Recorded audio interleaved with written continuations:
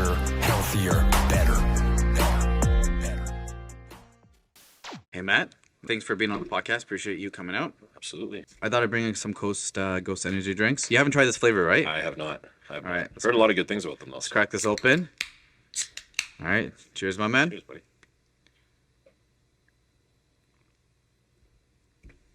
What flavor is that?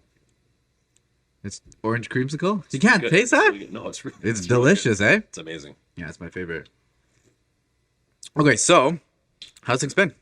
Good, man. Busy. Yeah, you're really busy. So last time I saw you, you were working at is it Treadmill Factory? Yeah, Treadmill Factory. Yeah, How's that been? It's been good. Busy with all the COVID stuff the last 2 years. Like, obviously with the pandemic, everyone's just building home gyms and going crazy. So Yeah, everything's on like back order and everything. Is it Yeah. still happening right now where it's hard to get equipment? Supply's a little bit better now. Everyone's kind of caught up, and Yeah. because with the gyms opening again, things have slowed down slightly. But I mean, I think the industry's kind of changed forever in the sense that some people don't want to go back to the gyms. Some people already spent thousands of dollars on nice home gyms, so they're not going to stop using them now. So Yeah, I don't know. I still think I don't know. I think home gyms. I can't see a lot of people really enjoying that for too long. it's hard. I mean, you got a beautiful home gym. Thank you. I do, but even that, it's the atmosphere. It's having people around you, and not necessarily just to the social aspect, but even having people working hard around you. It pushes you. There's a different atmosphere, and then being on the competitive bodybuilding side of things myself, there's certain pieces that I either just don't have room for or whatever, and there's only so many different types of squats and rows that you can do for your legs and back, right? So a lot of the machines. Yeah, that's true. Okay, so tell the audience a little bit about your background. So into bodybuilding. So when did you start? My first competition was in 2016. I've been competing ever since then. So I did Sudbury Classic in 2016, came top 3, qualified for provincials, then came top 3 there in 2017, then did 2018 nationals before all the COVID stuff happened, and I couldn't compete until this past year in 2021. I competed and did an Ottawa show, and that one went well. So I'm hoping to compete at the end of this year. And You got really lean, man. You got really lean. You look awesome. this was the leanest I've been. It was a journey, that's for sure. That prep was tough, but it was good. What inspired you to get into bodybuilding? So I've always been in the gym for sports, athletics. I was a hockey player, soccer, basketball, pretty much every sport. And I was supposed to play university basketball for Guelph, had some injuries, couldn't play. And then I had a buddy who was competing. Mm-hmm. He was doing his first show, and he basically said to me, hey, like, you should try this out. You already work out. You already kind of have like a decent physique going. Like, see if you like it. So I've always liked being in the gym, but it was nice to not have to kind of have... I don't know, you're always worried about getting too bulky and stuff for sports, and you need to be more athletic and lean. So I actually did a little less cardio and started putting on more size, and I actually fell in love with it. So at first I didn't really want it. I wanted to do more men's physique because I thought bodybuilding looked too big. Too much? Yeah, but then as I went on, I fell in love with it. And what do you love about it, though?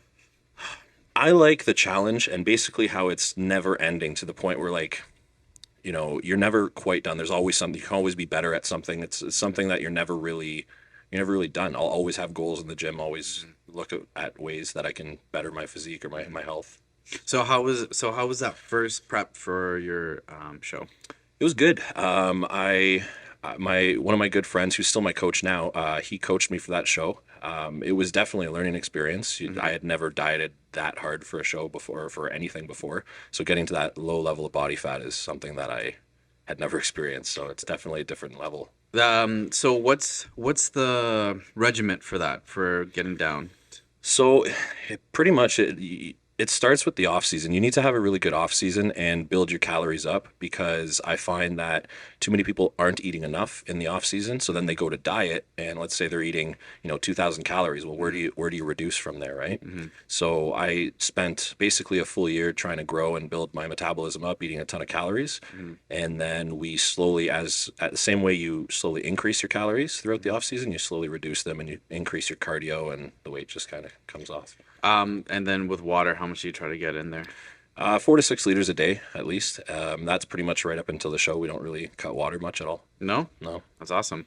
And then with the carbs and fats and proteins, what do you guys try to vary into? it's kind of been different with every show. It depends on where your body's at in your off season. Myself, my metabolism's super high, so even when I'm dieting, I'm still eating 200-300 grams of carbs a day. That's awesome. So yeah, That's a dream. It is. It makes the off season hard because I'm eating over 6,000 calories a day. But prepping, it's nice. Yeah, that's not bad. So also when it comes to your workouts, how do they slowly change towards the show? Honestly, I try and keep everything pretty similar. A lot of people when they go to diet for a show, they think, okay, well, I'm cutting, so I'm going to lower the weight and raise the reps, kind of thing, right? I personally think that's a misconception.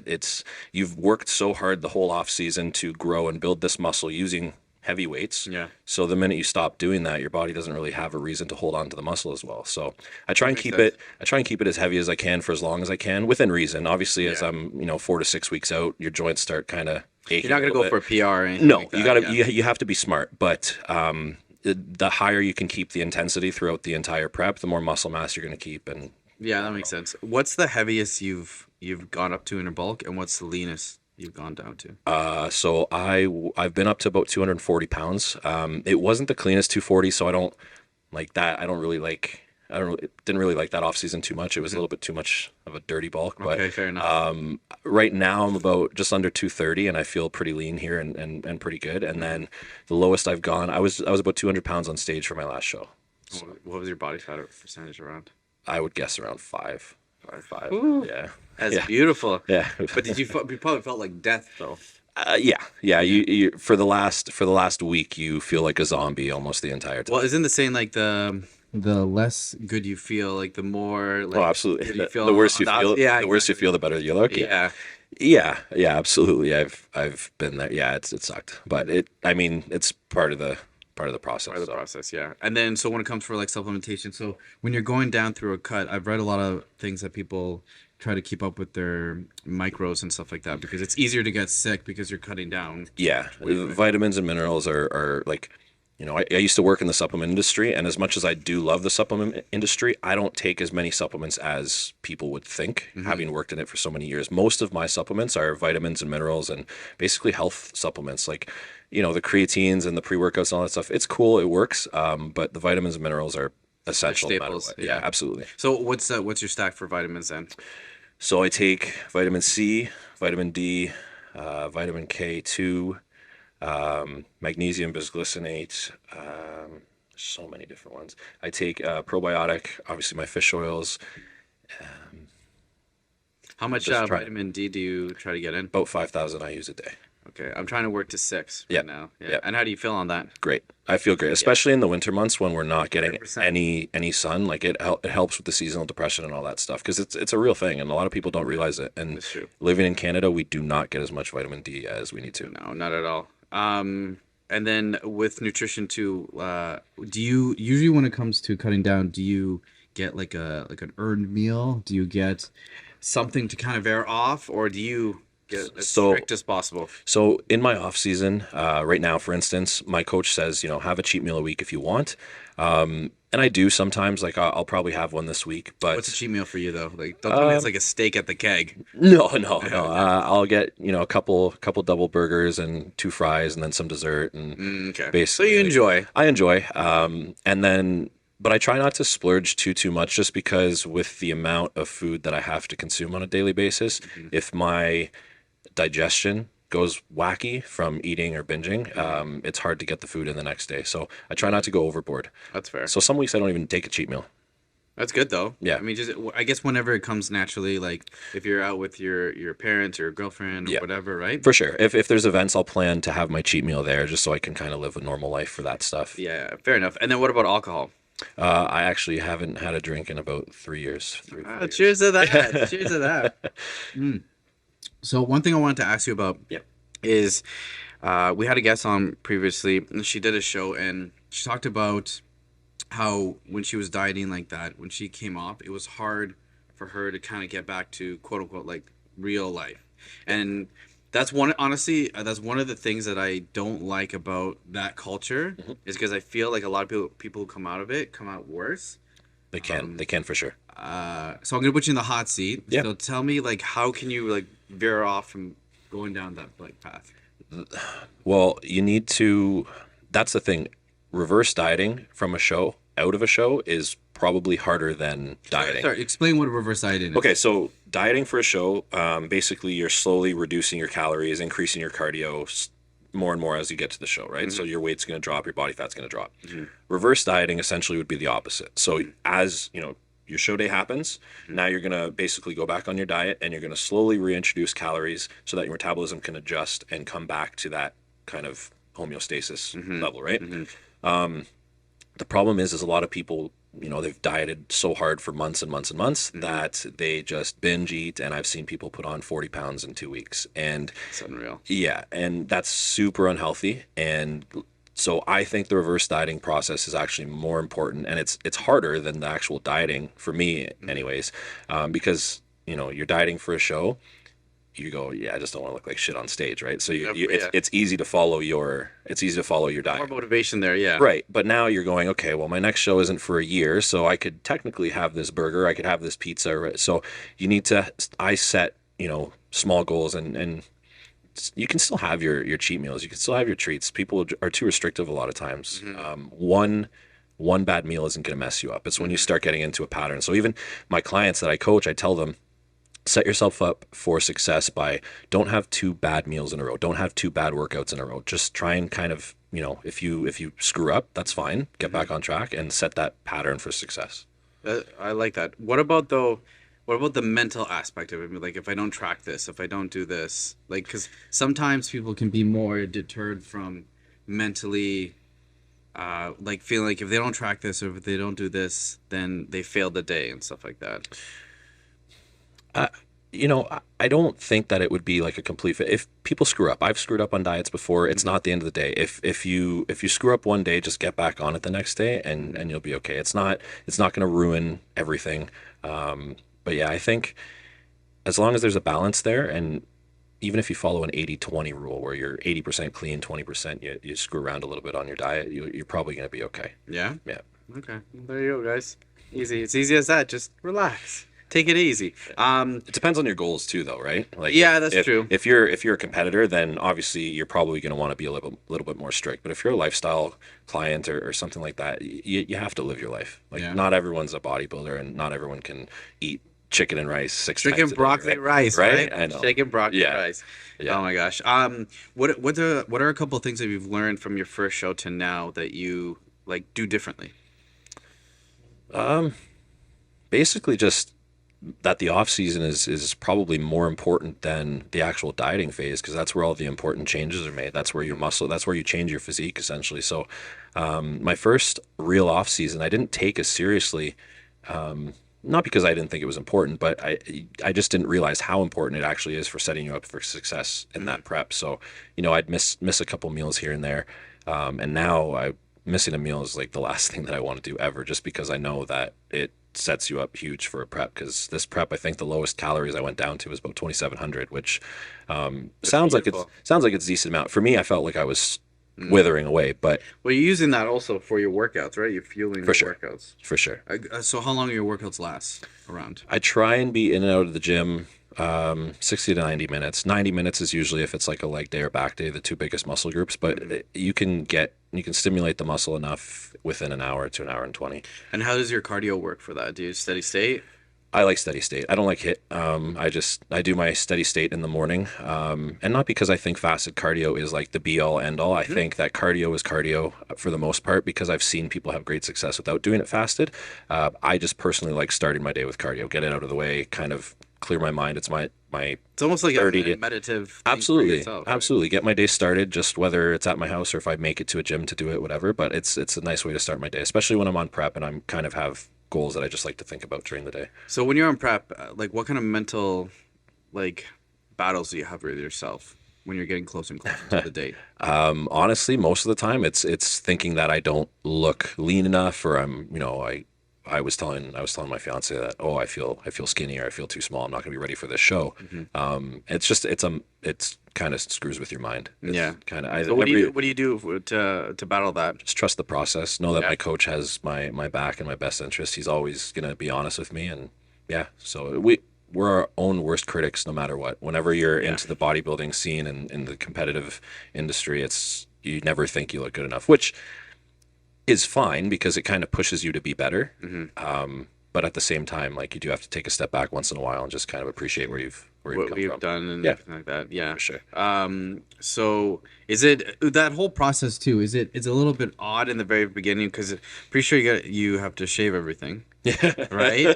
Yeah. Is that a little weird in the beginning? It's literally the worst. Yeah. So getting ready for the show, like the day of or the day before, shaving your entire body is a nightmare. Oh my gosh. It's a nightmare. Yeah. And I can't do it myself. So yeah, usually I'm in a bathtub and it's and then spray tan. Yeah, spray Right? tan. How long Usually, does that take? you get about 2 to 3 coats depending on how your skin takes to the tan. You have to do a whole bunch of exfoliating the whole week before so that the tan actually absorbs properly and you don't get a funny color. Yeah, I know. Yeah, That's a little wild. yeah, but no, it's a process, that's for sure. The tan usually takes 20 minutes per coat roughly, and then you go back a couple times. And So the day of the show, do you have like a pre-workout meal? Do you take like something to help with a pump? everything is literally like, I got to give my coach complete credit for this because I'm a walking zombie at that point. I don't do any thinking. I text him pictures probably every half an hour to an hour. Wherever I am, it's funny, like whether I'm in a hotel room, if I'm in where it's like, okay, give me pictures. I need to see what you look like. So basically I send him pictures and then he goes, okay, this is your next meal. And we kind of got to do it on the fly just based on what I look like at that time. Because when you're that lean, your body literally changes by the hour. So That's crazy. yeah. And then that's one thing I've heard too, a lot of brain fog. Yeah. You're just like, Yeah. yeah, whatever you need. Usually I find it's when the fats get super low. Like carbs can be low, fats can be low, but both being low at the same time is usually where it screws with you, because that's where one of those has got to be your energy source, right? So if your carbs are low, typically your fat's a little bit higher, but to get to certain levels of body fat, sometimes you got to push a little bit. And so how long do you want to do this for? Ideally, I'd like to get my pro card in classic bodybuilding. I'm 30 now, so I'm giving myself like a realistic timeline by the time I'm 35. It's a hard thing to do. There's a ton of amazing competitors out there. Yeah. So I'm giving myself to about 35, and then from there, if it doesn't happen for whatever reason, I'll back it off a little bit. You'll and just- retire. well, from the competitive competitive side, side, I'll always live this lifestyle, never stop. What about powerlifting? You ever thought about jumping into that? Because you're a strong dude. I have a few powerlifting buddies that keep really bugging me to try it out, and I really do like lifting heavy, but I don't like the injury risks that come along with it. Yeah, there's there's a lot. There's a lot. level. It's a different They're level. savages, but like they get hurt like very often, right? Yeah, we deal with injuries in bodybuilding as well. Like I strained my pec a couple weeks ago and recovering from that still, but it's different when you're under 400, 500, 600 pounds like these guys are. It's insane. It's a different breed. So when you injure yourself, what are your protocols? Do you take any peptides or anything like that? Yeah, I'm actually waiting for BPC 157. Yes. Yeah. I love BPC 157. Yeah, it's amazing. And I'm waiting for some BPC 157 to come in and TB 500. So I've never tried TP 500. Yeah. Have you tried that before? no, I have a buddy who tore his pec though, and he didn't have surgery, and he said it was ridiculous. Like you can't even tell where the tear So explain what these peptides do. I'm not a peptide expert, but from everything that I've read, it helps with basically those two compounds are supposed to help with all of the ligament and muscle damage, and there's some studies that have actually shown that it can actually help Gut health. stuff. Yeah, and gut health as well. Yeah. Yeah. Yeah. And sorry to reattach. I don't know how much truth there is behind it, but there's a few studies showing that they can actually help reattach and help the tendons significantly. So, I mean, I'm almost recovered from it, but I'm going to take some just In case. and I have a friend, she's an IFBB pro, and she actually takes it maintenance almost year round just because it helps her joints feel amazing. Yeah. The people who've taken it, I've taken it, and your joints, everything kind of flows like really, really well, really proper. When you're lifting heavy consistently and doing what we do, I think it's beneficial. So depending on how I feel, I might just do a small maintenance dose all the time. So what's the protocol on doing that? How long do you do it for? A month, 2 months? Probably I'll probably do it like I think higher it's dose. two. It's 1 or 2 months that you do, right? I'm gonna do definitely a higher dose for probably a month at least, see how I am, and then probably taper off from there. But yeah, So, there's a subject I want to talk to you about. Steroids. absolutely. Okay, so you've done it. So what have you taken? I've taken pretty much all of them, like pretty much everything. Rise is laughing. Like I mean, there's that's fair. probably 10 to 15 different compounds, not at all at the same time, but over the years. Here's the thing: bodybuilding, there's an open side that's non-tested, and there's a natural side. When you decide to start competing, you obviously have a decision to make. There's a crossroads you get to. I made the decision that I wanted to pursue an IFBB Pro card, and doing that, there's not really a way to do it naturally. I've heard that it's almost impossible to get that card without other compounds. It is. Because everybody else is on. There are genetic freaks and outliers. You know, apparently Ronnie Coleman, apparently Kai Green, and some of those guys turned pro naturally. I believe it. Just looking at their genetics, sure. I'm not a genetic freak. So yeah, no, it's pretty much for the most people, it's not attainable without steroids. And it's just a decision I had to make, an educated one, and I had to talk to my doctor and make sure that everything was going to be monitored every time. So that's another thing that is probably the most important thing that I stress to any of my clients or anyone who asks me about it is you need to make sure you're doing blood work consistently. Even if you're a natural athlete, you should be doing blood work 1 to 2 times a year. But if you're an enhanced athlete, 3-4 times a year, just to make sure that everything's in check, because it can get wacky sometimes. I can imagine. So when you made this decision, how long did it take for you to like really decide like I'm gonna do it?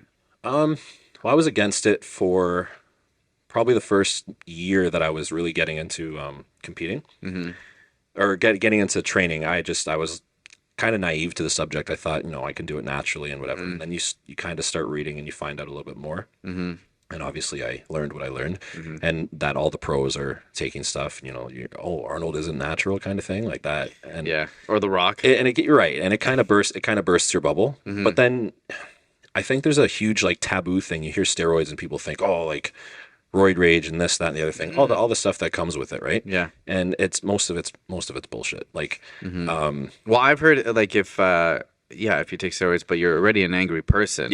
Yeah, you're going to be a little bit more angry. That's your personality. Right. That's different.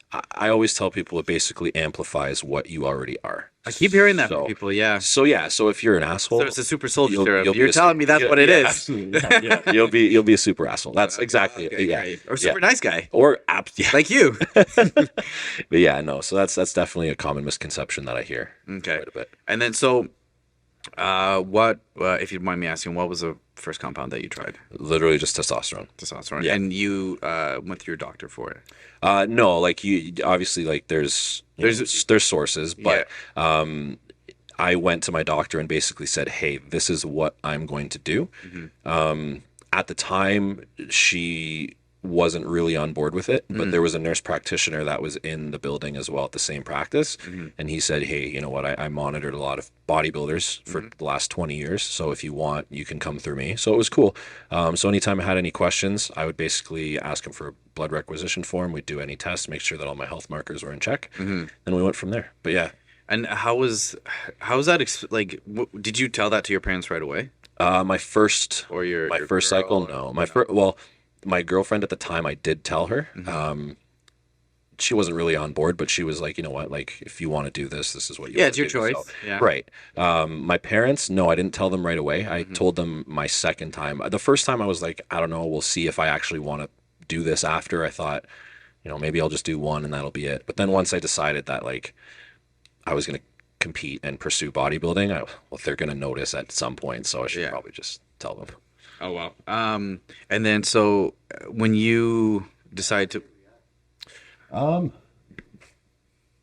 my mom was basically like, as long as you're doing the research and making sure that you know what you're doing and you're being safe, then yeah, that's kind of how it went. Yeah. She was concerned because she didn't understand a lot at the time. But I educated her. I made her watch a documentary. It was actually called Bigger, Faster, Stronger. I watched that. It's a really good one. Yeah, it has a lot of good educational information in there coming from Harvard doctors that they're talking about how they're not, like, if used properly. Now there's use and there's abuse. And obviously if you're abusing, like anything, yeah, it's not. So what's it's not use great. and abuse for this case? Doses are kind of dependent on the person. I use moderate doses always. I've never gone super high, and I think that's one of the reasons why I haven't experienced really any side effects. But I've heard some crazy cycles, like even just backstage at shows and stuff, people talking about their cycles, and the numbers you hear are just ridiculous. Oh, it's ridiculous. Yeah. Okay. So and because I've read too that you shouldn't be on a compound if you're trying to have children, right? Or it's hard to have children on a compound. But from my understanding, and I paraphrase, you can get a trend baby. Why you laughed? I have friends who have Trend babies? had their children while they were on cycles. But So is that right though? That it's hard to. it can be, but I honestly think that's also purely genetic, because there's a lot of people who you'll hear, oh, if you have steroids, you can't have kids, right? You're gonna mess that up. Ronnie Coleman has 8 kids, so Oh wow, I didn't know he had 8 kids. right? Yeah, he has 8 kids, so I think it's a genetic thing. I think it comes down to like the other thing. If you're a jerk, you're gonna be a super jerk. If you're already predisposed to infertility, then it's probably gonna speed that up quicker. Okay. Same thing with hair loss, right? So some people get bald from steroids and some people don't. If you have those genetics in you, it's gonna definitely make that happen faster. Oh, okay. Okay. Right. Yeah. And then, so with doing all that, what's cycle? How long do you go for? It's usually dependent on the competitive calendar. We kind of map out the year and make sure that we have enough time on and off, because you can't be on year round. There's a lot of people who do, but I just won't. Yeah, because I read up. So I read up. There's some terms that are wild. So there's blasting and there's cruising. Yep. Right. Yep. I think there's one more. I can't remember. But what exactly are like? Can you describe exactly what that means? So blasting is your high dose period. That's your on cycle. So that's your higher dose. Cruising is what a lot of people do when they're during like their off time. So you can either come off and use different drugs to actually come completely off everything and get your natural levels back to normal, or you can come down to like a TRT dose, which is known as cruising, where you're taking 100 milligrams a week roughly in that area. A lot of people take more on their cruise. They think that 250 milligrams is a cruise when it's not. But yeah, that's a lot. 250. 250 is, you're still going to be in the super physiological range. Whereas, and people will do that. Oh, I'm cruising right now. And how much are you cruising on? 250. Okay, you're still like, that's enough to grow. Yeah, you're good. Yeah. Yeah. So an actual TRT dose, I'm not going to actually say that 100 milligrams is good for everyone. You'd need to actually get your blood work done and see where your levels are. Yeah. But typically doctors will prescribe for TRT 80 to 100 milligrams every 7 to 10 days roughly. And that's a true TRT. It'll put you in a good healthy range and you'll feel good. Yeah. So when you took it, what did you feel? Was it everything you thought in your head? Like, No. Oh my gosh. No. I'm going. I thought I was going to look like, so the guys in the gym that you see, and you're like, holy, like that guy's taking something. Well, the general rule is like they look like they're on. Maybe they're on. Is that yeah.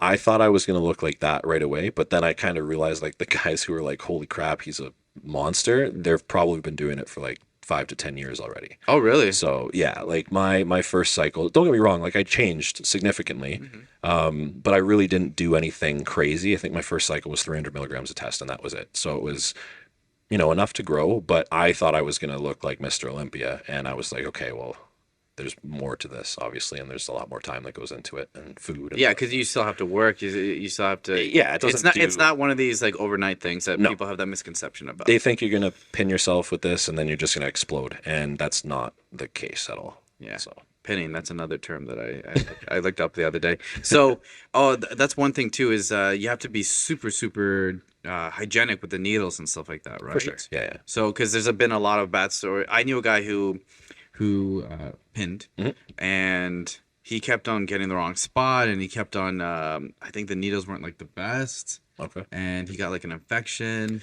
So Yeah, you just got to be super sanitary with everything. Yeah. With everything you do, make sure you sanitize before and after and all that stuff. That was wild. It was wild. So how long do you want to do that for? Honestly, I won't continue. Like, I'll probably now always be on like a TRT dose because of taking steroids for a certain amount of years. My natural levels may not come back. If they do, great. If they don't, I'll just take a TRT dose because having low testosterone is also just as unhealthy as the opposite side, right? So I'll probably be on TRT now, would be my guess for my life, which is fine. But when I'm done competing, I won't be cycling anymore. There's no point, and I tell people that all the time. I wouldn't have taken steroids if I wasn't gonna plan on competing. There's really no point. You can look great naturally without them. Okay, so you think that you feel that unless it's for a sport or anything like that, there's really, really, really no reason. I mean, obviously it's up to their choice. It's their choice at the end of the day. For sure. But if it's some guy who wants to get lean for the summer, you're basically telling them do diet and cardio. Yeah, there you go. If you want to look good, you want to look good for the beach. You don't, unless you absolutely like. If you have a goal that you want to look like a, Mr. Olympia bodybuilder, yeah, like okay, there's probably drugs involved. But if you just want to look good for the beach, whatever, like you don't need them, and I wouldn't take them if I wasn't competing. I like that. So since you're so like honest and open about it, does it bother you when you know or when you hear about people like fake natties? Does that bother you? Fake natties? Because honestly, like you're talking about it like it's protein powder. Like you're very honest about it. You're very open and like that. Like I respect that so much, right? So when you hear other people being like, "No, I just do this and this and this," when you're like, I'm smarter than that, man. I mean, they're just kind of making themselves look dumb because a lot of people can see through it. Like, like when I see like Mike O'Hearn like saying that he's natural, I'm like, dude, you're 55 years old. You walk around at 265% body fat year round. Like, like biology says that just can't happen. That doesn't happen after 50 years old. Your test is not where it needs to be to carry that amount of muscle mass. It bothers me only because, like, dude, you have one of the greatest physiques in the world, and we respect the shit out of it no matter what. No matter whether you're taking this, that, the other, it doesn't matter, right? Well, the thing is, too, just because they've taken a compound doesn't mean that they haven't worked hard. No, right? Absolutely. And I remember, like, I was telling one of my buddies that he's like, "Oh, do you think Chris Hemsworth's on like does steroids?" I'm like, "Yeah, absolutely. I think he does a lot of steroids." Absolutely. And his response was like, "But he seems like such a nice guy." I'm like, "But you can be a nice guy and take steroids. I don't understand this. There's this misconception that if you take steroids, you're like this, like you beat your girl, you're a horrible person, you do all these things." And I think it's starting to come out now a little bit more. There's a little bit more knowledge on the subject because people are talking more openly, and that's one of the reasons why I do talk openly, because I think not enough people do.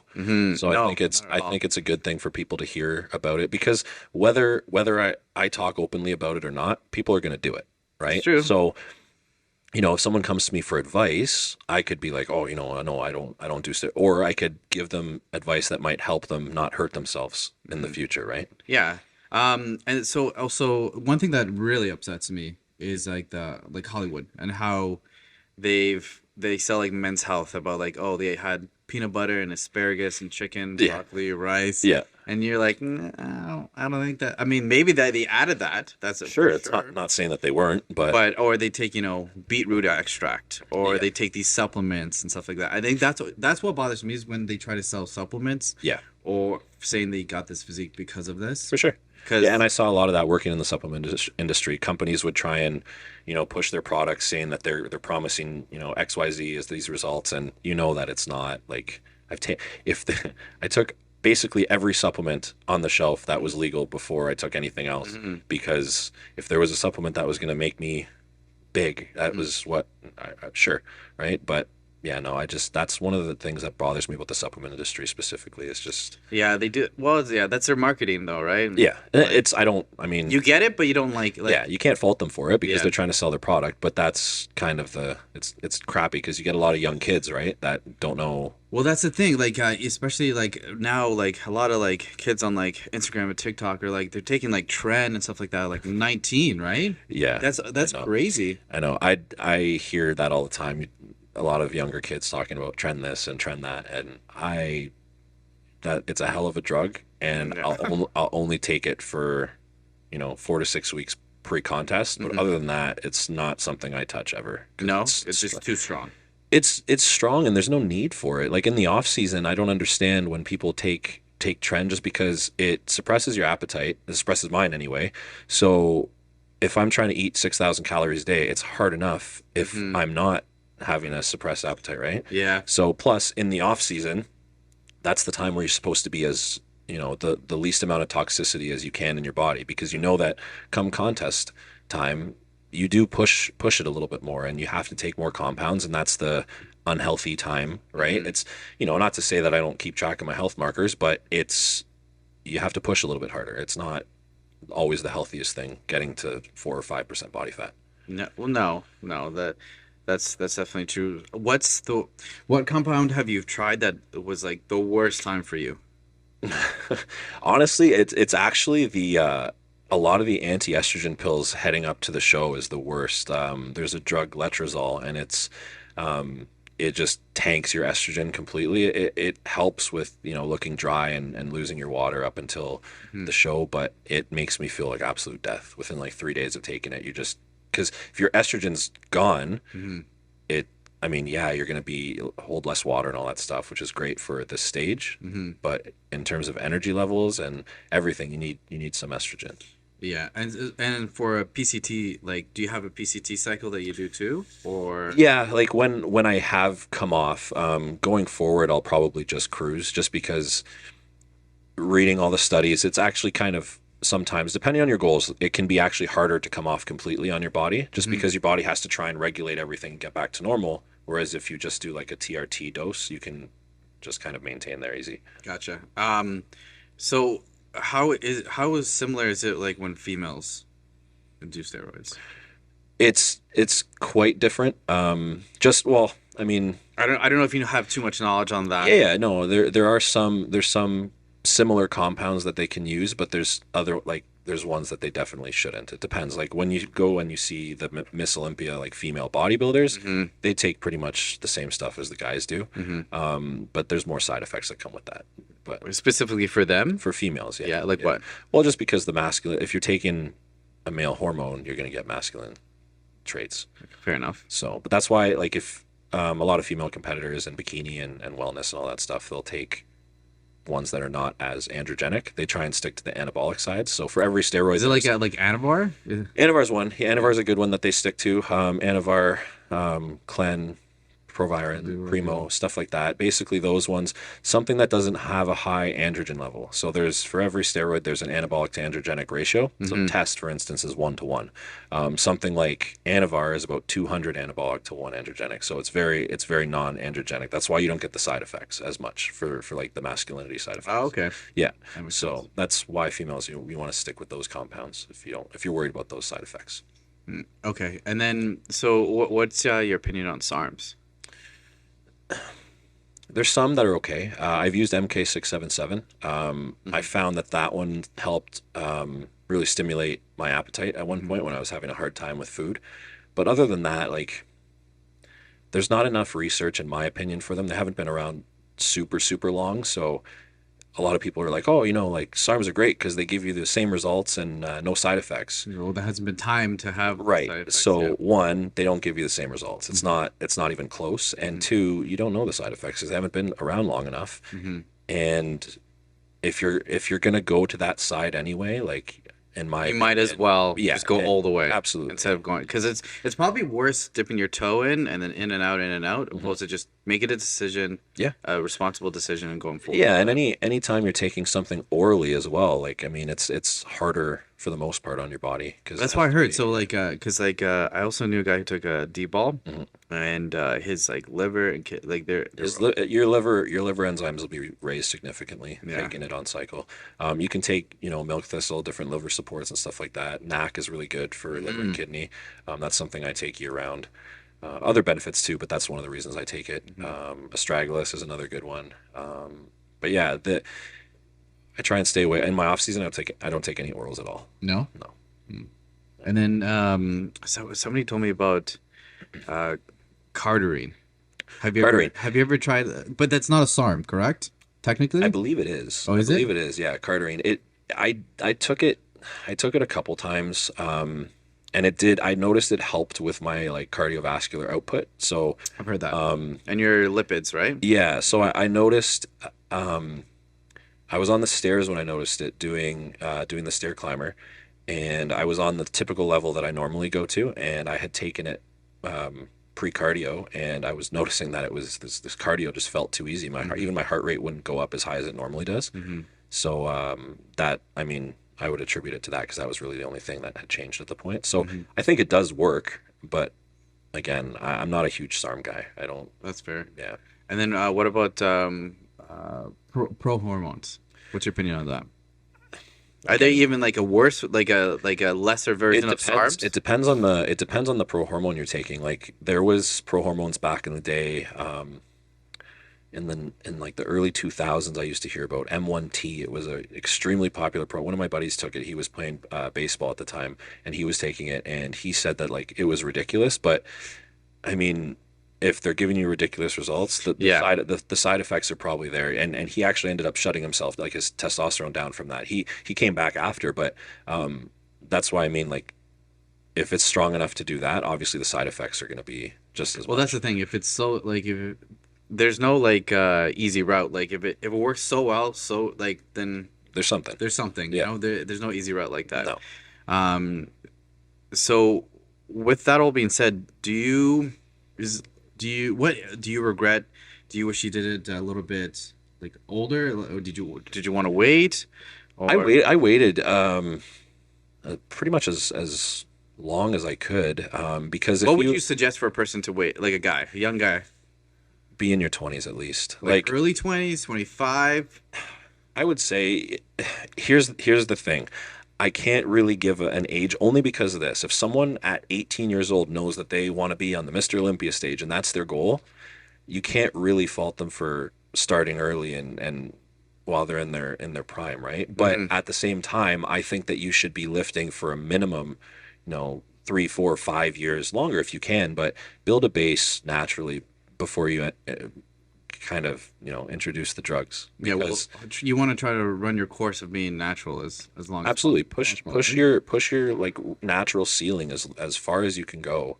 How long do you think that is for a person on average? On average, because obviously everybody's different, but it's hard to say. I mean, I've seen guys make great natural results for 10 years and still grow. The issue is that sometimes, like, if you have the aspiration to be a pro bodybuilder, you don't have the time to wait 10, 15 years, right? Because you're only in your prime for so long, right? So you want to take advantage of the time, obviously, but yeah, you wait as long as you can for anyone who can wait. Yeah. So so obviously it's very normal in your sport, but do you think it takes away from like a UFC champ if they get popped? Or do you think it takes away from, well, not Lance Armstrong because everybody else was using too. Here's the thing that I always tell people: if you take the drugs out of any sport, because there's drugs in every sport, like I mean, maybe not the NBA and sports like that, because sometimes Really? You don't think in the NBA? maybe I don't think anabolic steroids, to be honest, because there's not really any advantage. But like, I mean, they could probably take something like growth hormone or peptides or something like that to help. I've heard a lot of basketball players have taken growth hormone to get taller and stuff like that. Or Yeah, no, it would your growth plates would be fused after a certain age anyway, so it wouldn't work. But no, it would. I don't think for those sports it would be beneficial. But I always tell people that take the drugs away in any sport, and the same people will be on top. You think? Yeah, like if Ronnie Coleman and everyone else was natural, Ronnie would still be the greatest bodybuilder. They don't do the work. If you have the genetics, they're already there. Right? Usain Bolt is the fastest guy on earth, or maybe not anymore, but he was, right. So if you took the drugs away, he'd still be the fastest guy. Interesting. Yeah, because when I have debates with my friend about it, especially with like UFC fighters and stuff like that, it's like steroids definitely helps, but it doesn't make you a better fighter. I've probably taken more steroids than the guys in the UFC ring, and I can tell you they probably still kick the shit out of me. Yeah, well, So yeah, it there you go. it doesn't help. They're not doing the training for you. It's these guys are athletes. It's the PED, performance enhancing drugs are just that. They enhance what you're already doing. So it's not going to do the work for you. So I don't know. Like if you're going to test, I think the testing, I don't know. I think it should just be more of like, just make it allowed. Well, yeah, like honestly, if just let everybody, if everybody's consenting, right? Exactly. Let everybody use what they want, and we have these genetic freaks and all these compounds and stuff like that. And I think that's one of the like things that frustrates me too about like the Hollywood and the fitness industry. It's like for example, if The Rock came out like tomorrow and he was like, "Hey man, I'm on TRT or whatever," do you think he would lose any followers? You think he really have less movies? No, I just lose his fans, I should say. No, the one thing I will say is that with him, I almost understand it because so many young kids look up to him. Mm-hmm. So, like, I mean, if you have The Rock saying that he takes steroids and then you get these young 15, 16-year-olds thinking that, well, I'm going to just start taking it. I kind of understand it. But what if he came out with the same approach as you? It's like, hey, but I want to teach you. I want to make sure you guys do it right and stuff like that. You could spin it like that. You could. I just don't think people are going to listen. No? Well, that's true. They're going to do whatever you want, like you said. Exactly. Yeah. So I don't know. I would I don't know. It's tough because obviously they have like their agents and stuff like that, and people are like, hey, yeah, we can't say anything. Yep. Chicken, broccoli, rice. Yeah. You know what the rule is. Yep. Water. So I don't know. I understand it, but I don't. I don't know. I don't really agree with that. I get upset sometimes because it's like people are like, no, he just does this and this. I'm like, yeah, he works hard, but you have to know the realities. And I don't know. I think that frustrates me a little bit. The thing that frustrates me a lot is not necessarily the fake natties, like you were saying before, but the people who. So in competitive bodybuilding, for instance, there's an open stream and then there's a natural stream. Mm-hmm. So if you want to compete and you want to take performance enhancing drugs, there's an open stream for you. Do that. Don't take performance enhancing drugs and do natural shows, because that, in my opinion, is the worst. Just because there's people who do want to compete, and I was one of them. I wanted to compete. I thought, maybe I could get my pro card naturally, and then, you get your bubble popped and you can't. But if there was a way to do it naturally, I don't think anyone should have that taken away from them. But I just don't think the testing is enough. Like they only test every other person, or they test just the winners, or they test like it's very random. It's random, and it's just not. If you're gonna have a tested federation, it needs to be tested completely. And the problem is a lot of the federations, they don't like it because the federation has to pay for the drug test, right? Mm-hmm. But there's a federation in the States, I believe it's WNBF, and it's really good because they just go, the competitor has to pay for their lie detector test and their drug test. So it comes out of the competitor's pocket. So the advertiser for the show doesn't lose any money, which is good. But if I was a natural competitor and I wanted to compete naturally, I would 100% not have an issue paying for that, because I know if you're doing, I know it's going to make sure the playing field is completely level, right? Mm-hmm. So, and I have buddies who compete on the natural circuit, and they love bodybuilding. They don't have any interest in taking stuff, and I think that they shouldn't have that taken away from them. Mm-hmm. So I think that's good to have two streams. I just think that on the natural stream there should be more testing. Or better testing anyway. Better testing. More consistent anyways, because there's some natural shows that don't even get tested. Oh, really? Yeah. They just... Yeah. I've seen no testing for a couple natural shows. Well, so why does that happen? Why no testing? Because it costs money.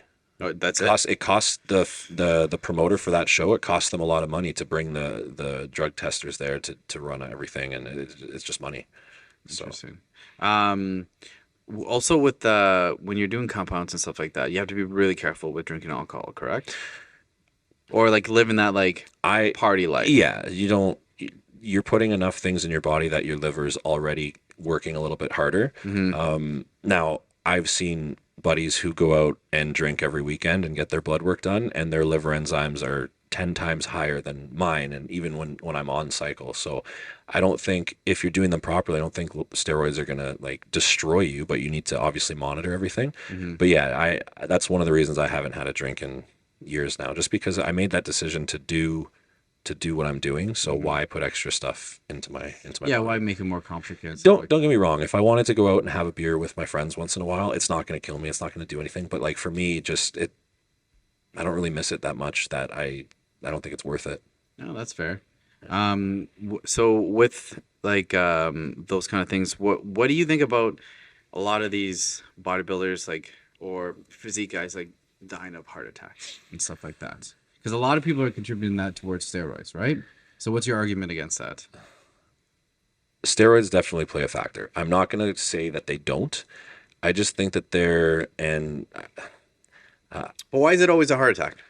well, I mean, I don't think it's the steroids necessarily. I think the whole lifestyle in general is going to do it because there's a lot of people who take steroids and aren't 300-pound bodybuilders. I think if you're walking around at, that's one of the reasons I switched to classic bodybuilding because for me, the open side, one, I don't have the genetics to be on the open side of things. My body just won't grow past. So sorry, what's the difference between classic and So open is basically you can be as heavy as you want, essentially. Okay. So there is no like once you get to super heavyweight, you can be as heavy as you want, and it doesn't matter. So that's like where the mass monsters come in. Classic bodybuilding, there's weight limits for each height. So I think for me at like 5'9.5", 5'10", I'm capped at 197. so an odd number, 197? Yeah, it's based on height versus weight. Okay. And it goes, yeah. Okay. So Okay, so The open and that. So with the heart attacks and stuff like that, going back to yeah, so I think it's based on the lifestyle. So yes, steroids obviously aren't the healthiest thing. Like I'm not going to deny that. And they can lead to cardiovascular issues. But I think there's other factors that contribute to it too. Like for instance, a lot of these bodybuilders in the off season are walking around at 300 pounds. Well, how healthy is that? Right? Whether it's fat or muscle, a lot of people will be like, oh yeah, but he's healthy. It's muscle. Muscle is probably actually harder on the body because it requires a blood supply, right? So that's more places that your heart has to pump. Then a lot of issues that come along with being that sleep apnea. So that's a really bad one. that adds to it? Yeah, that'll lead to a lot of issues because if you have sleep apnea, a lot of times your blood pressure is constantly high. Just a bunch of issues. So I actually have a CPAP machine for that reason. Once I got past a certain weight, I needed to sleep with a CPAP machine. Oh wow. Yeah. That sucks. Go to bed looking like Darth Vader. Yeah, a little bit. Yeah. Oh my god. Do you have to sleep with that all night? Yeah, right now, you know what's funny is right now at around 220, like 225, I haven't needed it yet this off season. I anticipate I'll probably need to start using it again as I get heavier. But in the past, when I start getting over 230, 235, 240, I need to use it because my fiance will tell me I stop breathing in my sleep. Yeah, we don't need that. No, not good. She doesn't need that. We don't need that. Yeah. I don't need that. That's interesting. So I appreciate that you're so open about like, hey, this is not good. This is not good for you. But It's not. Yeah, it's not the healthiest thing, but there's so many different things that, some people like doing something that's dangerous on this side. well, alcohol is not really the best for you. No, in general. exactly. But I don't think that it gets, if you tell someone that, oh, I went out and got blackout, whatever, you just basically get a pat on the back and it's almost like cool, right? But then that's true. You tell someone that you're on steroids and you're on steroids, so I think there's a lot of it's kind of a taboo subject. Do you think that it'll ever change? I'm hoping so. I'm hoping that doing things like this and talking more openly about it, I think that's the way that we do help change that in the future. Like I said, I'm not advocating for the use of them. I don't think that they're great. I think that if you have a certain sport that you need to use it for to be super competitive, I mean, you got to do what you got to do. Well, especially if you're in these big leagues where I understand if you're getting paid 1 million, 2 million it's part of the game. Well, people do they think that the NFL linebackers who are 350, 400 pounds, they're not taking something to be that big, that strong, and recover that quick? You hear about ACL tears and they come back within 6 weeks, 7 weeks, And they're like, they just rehab them yeah, really they're just really well. really good diets and training regimens. It's no, man, that's So for I'm curious because so for UFC, for MMA, what kind of steroids would they use? Do you think would it benefit them? I honestly, personal opinion. I'm not I'm not 100% what, because I do them for bodybuilding purposes. I would assume there would be a lot of compounds that would be similar. Like, I mean, I'm sure test is test. Test is going to help you with performance and strength and overall muscle gain and strength. Yeah, stuff like that. I mean, a lot of guys get busted in all the athletics with like Winstrol and stuff like that. That's What is Winstrol? It basically it's a hardening agent, and it's going to help you with strength and obviously gaining muscle, but it doesn't hold any water. So a lot of the ones that hold less water, I would say, would probably be more beneficial for athletes. Now, I'm not an expert, so that's just but yeah. So for those purposes, that's what I would say. But So what do you think about people saying that they only want to try it once? I said that. Oh, yeah, exactly. That's what I said. I'm going to do one cycle, and then I'm going to maintain, and I'm just going to. Have you met anybody who's done that? Yeah, actually, I have. Yeah. But I mean, they just didn't. They didn't like their first experience, and that was. And that Like, was it. didn't like in what sense? They didn't build as much muscle because it can be like almost like a thrifty road, right? If you did it once and it worked out, Yeah. why not again? Right. I think they just didn't get the results that they had.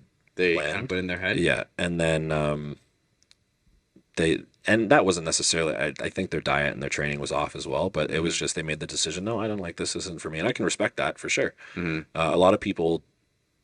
You see the opposite way. That's like it's almost like an addiction. They're worried, and that's why people stay on year round because they're afraid to come off and I'm not going to look as big in the gym. Like, and that's one of the things that I'm like, guys, like you gotta if you're going to do it, you got to come off. So yeah, there's times when you're off, like yeah, you don't feel as big, and sometimes I'll just wear a hoodie and I won't take it off for the whole workout because like, you know what? But it's just a mental thing. And have you met somebody who's been on and like abused it? There's a lot of people. Yeah. Is it much? How does that feel like?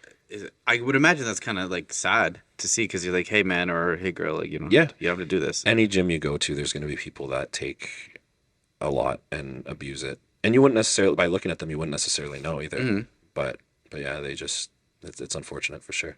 Yeah, that's I don't know. It's such a. I respect you so much for doing everything so proper. Like, so you get your blood work done, right? And you get that done. Did you say 2-3 times a week? A year. Like, sorry. Well, 3 to 4 times a year, basically. So what I do is I get a baseline. I always tell people get a baseline before you do anything, so that you can see what your normal is, and then you should also get some sort of blood work while you're on because that's when things are going to get pretty much really way out of whack. And you're going to see levels that are not normal, and that's fine as long as there's nothing too crazy. Like you got to make sure your liver enzymes are okay, your kidney function, that one's a huge one, cholesterol levels, all that stuff. So, and then you want to do your blood work typically 4 to 6 weeks after your cycle's done, just because that's when stuff kind of starts to level out. And then you want to see where you went from your original blood work to your post. And then basically, then you do another one after to see how long it takes you to get back to that normal level. And if your body is returning to that normal level. Because you want to see everything staying okay over months and years. Because if you see a constant regression, that's where people run into trouble. Did you take a blood test like before you tried anything and see where you're at just in general? Yeah. And you're like, okay, everything's good. And that's probably the safe thing to do, right? Yeah, you want to make sure that you have a baseline. A lot of people are too scared. Like I've asked people, do you get blood work done? And they say, no. Like they're almost scared to see that something's out of whack. So well, that's like people who don't want to go to the doctor because it's like, if I go to the doctor, something's wrong. Yeah, they go, right? if I pretend it's not there, it's not wrong, right? Yeah. And that's, I think, the worst thing to do with steroids, just because you need to monitor it for sure. So what do you think about these supplements that are like test boosters? I think that they're very overpriced for what they are. Do you think that I don't want to say they work. So my pop, he takes Core Test, and he feels great on it. It's just a powder, right? Yep. I don't know if you know the company Core Nutritionals, right? And he feels great on it, and I think I don't know. Because when he asked about it, I did the research for him and stuff like that. But the thing is, there's very simple things in it, like D-aspartic acid. So what's your opinion on that? I think it depends on your goals. If you think you're going to take it and you're going to blow up and be huge, I think that don't take it. But for someone, you said your dad, yeah. So someone like that, if he just wants to take it to be good, I think that yeah, it can definitely help. And I've seen people, you know, in their 30s, 40s, 50s, and they take that just to kind of feel good and to keep their test levels from, because after 30 years old, it starts going down. Oh, my dad's old. He's like 105. He's an old man. No. But he's getting up there, and he still works out. Like, he still works out hard. Yep. He still tries to hit PRs. I mean, him and I, we spar sometimes. So like, he lives a very active lifestyle. Then I think absolutely, like, And I think he's just trying to make sure that like his joints and everything is just like kind of keeping it in place. for sure. Right. So Sure. I think that's why he wanted to dabble in that. But he was a little bit scared in the beginning because of that false, like, is it powdered steroids, basically, you know? Well, people get that misconception, right? And it's not, you're not putting an exogenous hormone into your body. You're putting, you know, herbs and things that are going to kind of raise your body's natural testosterone. And if you're doing that, it's nothing's dangerous about that at all. Okay. But you think it's worth it, but overpriced? It depends on your goals. If for what your dad's doing, I think it's okay. But there's a lot of young kids that, I actually think that young kids get the least out of it because their natural test is already so much higher, right? So if you get a young kid who's taking a test booster, well, it might boost them from here to here, right? Whereas if you have a 40-year-old, 50-year-old who's over the years, their test has gone down a little bit, they're probably going to feel that difference a little bit more. And in that case, absolutely, it's definitely something that's beneficial. And then, so would you suggest, like, not just him, but a person that age, to just, if they want to dive a little bit more, to go to the doctor for a TRT? Because Yeah, so my dad just started TRT and he feels amazing. did you convince him, or was it his own? Well, based on how They he convinced, was, like, you, like, Right, yeah. forced him. no, based on how he was feeling, he was always drained. His energy levels, he was felt his strength wasn't going down, or it wasn't staying as much. And he has a little gym in his place, so he lifts. And I told him, hey man, like, you're 65 years old, you might. It's okay. Yeah. So he anyway, he tried it, and just like an actual TRT dose, like 80 milligrams every 10 days kind of thing. And he says he feels like he's in his 20s again. So I think quality of life is super important. And I think that if that's going to make your quality of life better, then yeah, it's definitely something that To dive into. yeah. That makes sense. So, but that's if it's needed. If you get Yeah. blood work done and everything's in check, then why? Why? Yeah. Yeah. Well, like, because there's different ways that you can increase your testosterone Absolutely. pretty like healthy and pretty well. I think a lot of the test boosters are marketed really, really well, and they don't necessarily contain anything that's crazy. They're just, you know, but like, for instance, you mentioned D-aspartic acid. I think that a lot of times you can go and you can mega dose your D-aspartic acid and probably get similar results than if you buy like a brand name test booster for $70, right? Yeah. And that D-aspartic acid is fairly cost effective, and it'll give you a ton of results too. Yeah, I've heard that actually. It's super effective, super to the point. It's one of the main ingredients in most of the test boosters in Canada. Yeah, because it's the most proven, right? Right. One of the most proven, I should say. Yeah, it's usually like, I think it's 3,000 milligrams is usually where people are for test boosters. Yeah, I think that's what I've read. Yeah, Yeah. but it's like a bell-shaped curve, right? Because if you take too much or for too long, then it starts. Like anything. Yeah. Like anything. That's why they want you to do the cycles, kind of to resensitize your body, and then you can use it again. Did you ever think about taking like a testosterone like powder before? I did. I took all of it. Oh, okay. I did, man. Yeah, I did. Everything. All right. I was in high school, and first year university, I think. I went and I bought Test Freak from These names, man. I know. These names are I know. wild. Test Freak. I remember I hit it. Core Test. I remember I Zeus. Yeah.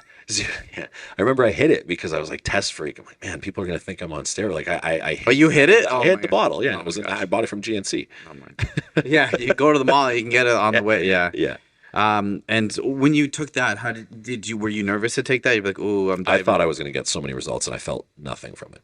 Zero. No, because I was already like, I think I was Yeah, like 19 or 20. Yeah. My testosterone was already through the roof at that age, and it didn't really amplify anything at all. Yeah. So How long did you take that for? A month? I think I took 2 bottles, so probably 2 months. And you're like, this is not working. I was like, It's a waste. spending $70 a month on this, and it's not. It's not doing anything. Yeah. What kind of supplements? Since you've worked in the supplement business Yeah. for for so long, what kind of things are you comfortable talking about that? You know, people have a misconception about that are working so well and stuff like that. Like for example, right now I don't know why, but like creatine is like like the hugest thing in the world right now. It's TikTok. it made it's making a resurgence. Yeah, it's yeah. weird. Well, I honestly I do like that because for years I've been saying it's a great supplement. There's so many studies about it, and if you look, it's really one of the only supplements that's been around for 30 years and hasn't gone anywhere because it works, right? Now there's a bunch of different types. There's for a long time there was what is it, crealkaline, so like HCl creatine, and then there was creatine nitrate and a whole bunch of these, and then there's like ones. micronized creatine and stuff like that. Yeah, there's so many different ones. Personally, like I use monohydrate. I use it every day. I think it's a great supplement, and I do notice a difference. Not like it's nothing crazy, but it's on a cellular level, it does what it's supposed to do. It's hydrating the muscle cell. A hydrated muscle cell is an anabolic muscle cell, and it wants to grow. So it's good, and it's good for cell volumization. Overall, it's just good, and it's a nootropic too. So there's a bunch of. I've read that. Yeah, it's a good nootropic actually. Yep. So what other supplements do you think are? So I like taking a green supplement in the morning. What green supplement do you take? I take TC Nutrition green supplement. They're awesome. It tastes I've good. heard of them. TC Nutrition. They make the pre-workout batch 27. Oh yeah. Same company. Oh, okay. I'm gonna have to look it up. It's a Canadian company too. Oh really? Yeah, I know the owner. He's a good dude. So Yeah. Okay. I gotta check it out. What else? So I take in the morning. I'm just trying to go through my Yeah, because I see your Instagram. You're like, so you have like you call it a shot of health. Yeah. Because you have all these like omegas and vitamins and stuff like that. Yeah. So I start my morning. I do like a digestion shake every day. So I'll do so I have my probiotic first thing in the morning, and then I have greens, like a scoop of greens, 10 to 15 grams of glutamine, which is going to help with overall like soreness, recovery, and then also helps with the digestive tract. And I have a tablespoon of apple cider vinegar. I mix that all together and I drink that. It basically helps. How does that taste? Honestly, with the greens and diluting it in about 500 mils of water, not bad at all. It's not bad. It's not bad. The apple cider vinegar, it takes a bit for most people, but if you dilute it, it's not bad at all. Plus, you should be diluting the apple cider vinegar just because it's so acidic. It's not great for your tooth enamel and all that stuff. So, and then I take my vitamin C, D, K, all the different. Like I have a cupboard full of them. There's probably like 15. Do you take CoQ10? I take ubiquinol, which is a more bioavailable version. Is it? Yeah. Okay, I gotta buy some then. Yeah, ubiquinol. It's a little bit more expensive, but it's worth it. Yeah, ubiquinol is a more bioavailable version than CoQ10. CoQ10, yeah. Okay, so sorry, we veer off a little bit. And so what others, like, I think that and like pre-workouts. Yeah, I take, for the most part, I stick to non-stim pre-workouts. I'll save my stim pre-workouts for when big days. I need a kick in the ass if my energy's low, if I had a shitty sleep or something like that. But yeah, I think that there is definitely benefits to the nitric oxide boosters before, like your citrulline, your agmatine, all that stuff. I think there's massive benefits to those. Yeah. So it's funny because when I was younger, I think I fell into the kind of case of like give me the high stims. Give me the 400, 500, 600. I watched your podcast. Oh, with Wayne? Yeah, I watched it. And now that I'm getting older, Yeah. I'd rather have like lower stim, Absolutely. but more performance. So like more 100%. things to help with like blood flow, more things to help with like even Nootropics, yeah. less caffeine, but more nootropics. Yep. Things to help a little bit more with power output. I'd rather that. Well, and I think we all went through the phase, like the Jack 3D, the 1MR original formulas, right? Like those crazy ones.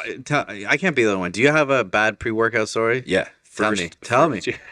First year university, I was in a lecture, big like 600 room lecture hall, and we always used to train and then go straight to that lecture, and it was like a 3-hour lecture. It would go all the way till 10 o'clock at night, and it was hard to stay. That's wild. Yeah, but the first half would be you'd be still buzzing and you're seeing stars from that pre-workout, you know, and then and then you hit the wall where like it's the inevitable crash, and I passed out like in the middle of my lecture hall, and I got called out in front of 600 people. Oh my gosh, that's the worst. So- What was the pre-workout? Can you call it? It was the 1MR. It was the 1MR? The original 1MR. 1MR, man, fucked everybody up. Because Absolutely. one scoop is the amount of like the simulants of 3. Because it had the 1,3-dimethyl, is the geranium extract. Which is DM There's an extract at DMA. Yeah, there was a couple different things. There was a lot of stuff in that one. Yeah, It there's was a lot. not- Yeah, it was not good. So anyway, so I rather stay away from that kind of stuff now. Yeah, we all and looking back, that was one of the mistakes that I always used to think, oh man, like 400 milligrams of caffeine, absolutely, the more the better. But it's actually a vasoconstrictor, so you're actually going to constrict your blood flow, which for bodybuilding, the more blood Doesn't flow, make the better, right? Yeah, And exactly. if you can, and a lot of people think the pump is just like it's a vain thing. We just want to look big, but it's actually It's funny actually. So one of my clients, she's like, I don't get it. So you just get like a big pump, like that's what you're buying, something for a big pump, and they don't understand like it's for like more for blood flow, for nutrient delivery. the more blood flow to an area, the more nutrients. The more nutrients, the more growth, recovery, all that stuff. So yes, it's cool to have that big feeling. Yeah. but it also does serve a purpose. So Yes. it's not completely useless. Yeah. Okay. And then what else? So pre-workout. Kids are now taking pre-workout like crazy now. Like Yeah. I had a 16-year-old client, and he's like, he wanted to take, what's the pre-workout from Derek? More plays, more dates. Oh, Gorilla mode. yeah, gorilla. These names too. Gorilla mode. Gorilla mode. He wanted to take that, and I was like, man, that's like 300 milligrams of caffeine. There's all these things. Like you don't need to take that. But that's not peer pressure though from the other people. It's marketing. It's good. It's good. I mean, It makes sense. No, it works. it works. Yeah. Yeah. I'm trying to think what else supplement. Oh well, Wayne and I talked a little bit about it, but I want to know your opinion. What's your opinion on fat burners? They can work. They can, but if you're looking for something that's gonna fix your crappy diet, it's not gonna work. Like they can kind of amplify what you're already doing. So if you're dieting really well, you're doing your cardio, and you take a fat burner that has more than just caffeine, because a lot of them are just going to make you feel jittery and crappy. If you have something that's clinically dosed with proper levels of, L-Carnitine, stuff like that. So sorry to interrupt you. So if somebody's looking for a fat burner, what should they look for in a fat burner to be effective? Grains of Paradise.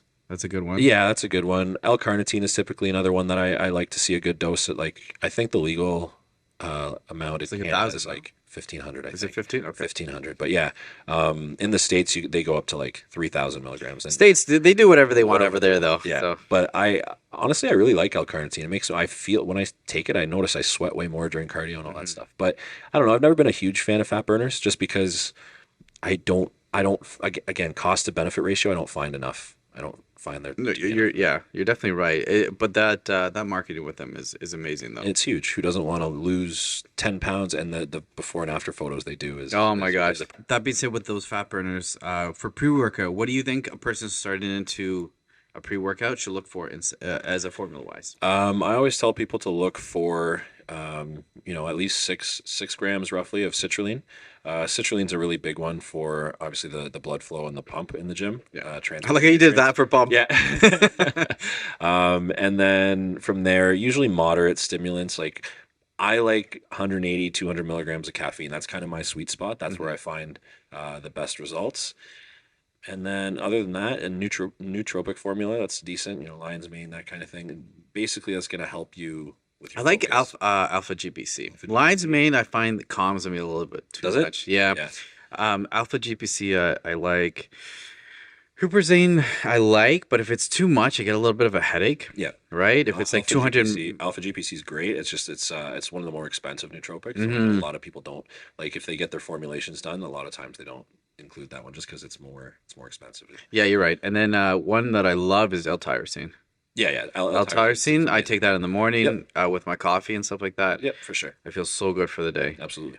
Do you take certain like nootropics for your day too? I don't. I used to take.